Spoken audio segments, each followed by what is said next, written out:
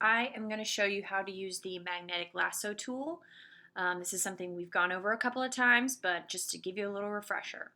So I found this image of a flower, and what I want to do is I want to cut it out, okay, so that I can move it onto another image, okay, because I don't want any of this background. I just want the flower.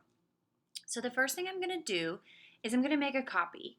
All right, now the reason we do this is so we're not being destructive to our original image, okay? If I worked just on this background, I'm essentially destroying that image. I'm manipulating it in ways that I really can't go back and change. So I always want to make a copy so that if I get too far gone and I just completely destroy this image, I can always turn it off or trash it or whatever and start fresh, okay? So that's why we do that. So just get in the habit of making a copy. Okay, so on the left, we are going to find our magnetic lasso tool. Okay, now right click. Yours may default to the lasso tool. We want to click on magnetic lasso tool, and what this is going to do is it's basically going to act like a magnet and stick to where it senses a contrast in the image, okay? So it can kind of sense where things are, but we're going to kind of help it along, okay?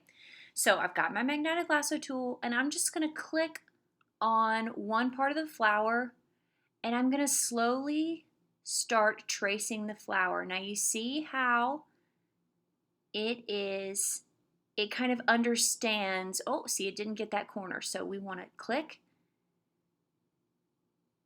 It kind of understands where the flower is. You're just guiding it by clicking every now and then, okay?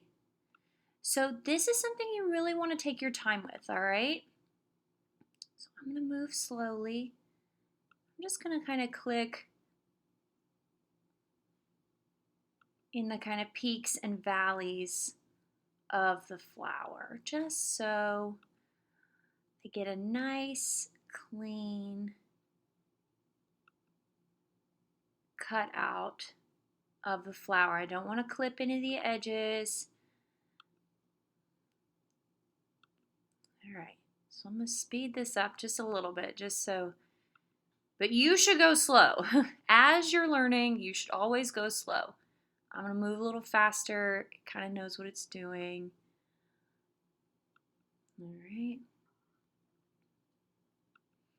And the more contrast there is in the image, the better the magnetic lasso tool is going to be at its job. So when you've got, like, if say the background were like the pink were similar to the pink of the flower, we'd have to help it along a little bit more, okay? So that just is one way this works, but just help it along. All right, all right, all right. Okay, so then I want to connect it. Once I have connected it, you see these little marching ants, okay? That means that the flower is selected, all right? So now I want to click on my move tool, and if I click it and drag it, you see I can move it around. Now if I just want to work in this image, you know, this is kind of cool. I can move this flower around, have it on top of the flower, okay? But say I want to move it to another image. Let me go to File. I'm going to start a new document. Let's go to just, what was I working on? Okay, let's go to this.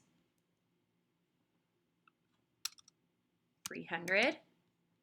Create. All right, so I'm going to come over here. Now I'm going to click on my flower and drag up to the top, and it's going to flash my next image, and I'm going to keep clicking, dragging it down, and release, okay? Now, and you see, as I brought it over, it made a new layer, okay? So now I can go in and transform it, transform, scale. Let's say I want it to be a little bigger. Apply. I could make a copy of it and have more than one flower. Make another copy, bring it down, okay? So now I can just play around with this flower. I can go to my background. Let's say I want to add a light pink. I can go into my paint bucket, add that on there, okay? So now I have my flower and I can manipulate it. I hope this was helpful, and let me know if you have questions. Bye.